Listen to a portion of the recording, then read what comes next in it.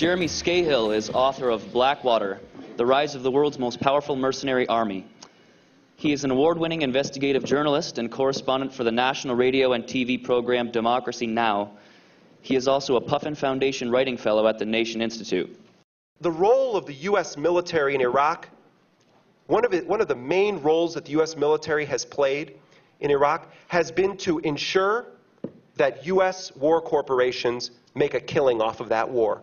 And KBR provides poisoned water to the troops. They don't even take care of the people that they're using to make their killing in Iraq. And you know, Blackwater has taken in $1 billion in security contracts just in Iraq. That doesn't count their work in Afghanistan or the 50,000 U.S. personnel they train a year at their private military base in Moyac, North Carolina. This has not just been about looting Iraq or taking Iraq's oil. It's also about looting the U.S. Treasury. It's about undermining U.S. democratic processes. Why has the Bush administration elected to use this army of private contractors? Others on this panel have alluded to it, but I think it boils down to a couple of very basic reasons.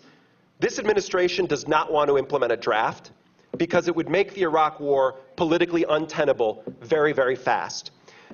They don't want to deal with the messy process of parliamentary democracies in countries around the world whose citizens are opposed to the Iraq invasion in order to coerce or co-opt them into participation in the occupation, or in that case, the invasion of Iraq. And so what they've done is they have rented an army.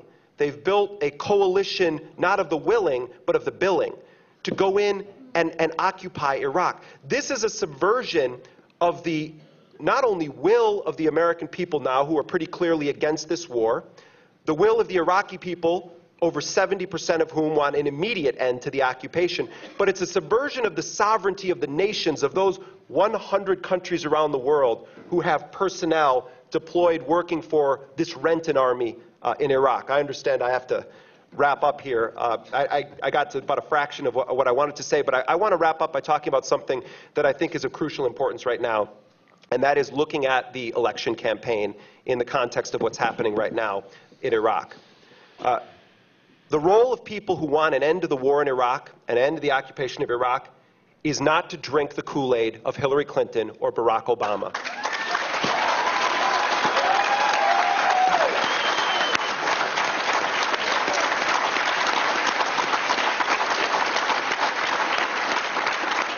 John McCain, of course, wants U.S. troops to be in Iraq until they're all as old as he is.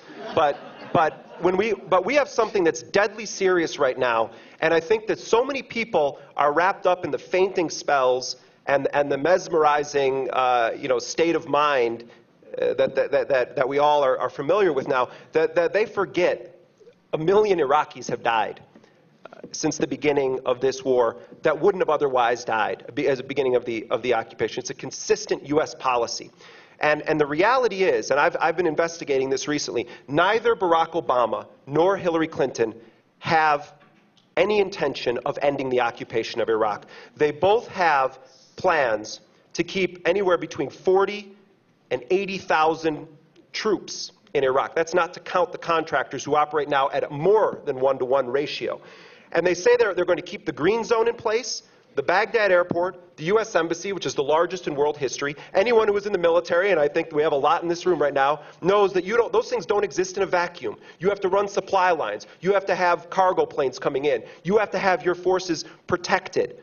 You have to have your forces supplied. So we're talking about potentially 120 to 150,000 U.S. paid personnel remaining in Iraq under a plan that Barack Obama and Hillary Clinton say is a plan to end the war or end the occupation. And I'm not here to say to you, don't vote for these people, or you should go vote for someone else. What I'm here to say on this issue is that the individuals in this room who served in Iraq and Afghanistan have a unique credibility that I don't have in talking about this. And perhaps the most important thing we could do right now, and I think it's a good thing that Hillary Clinton is still in the race, because then it's not just a giveaway. We have a moment where pressure can be applied. And I think it's so important to push them now, not in November, not wishful thinking that something good's going to happen down the line, but to get them to back off of their continuation occupation plans, back away from it, and support immediate, unconditional withdrawal.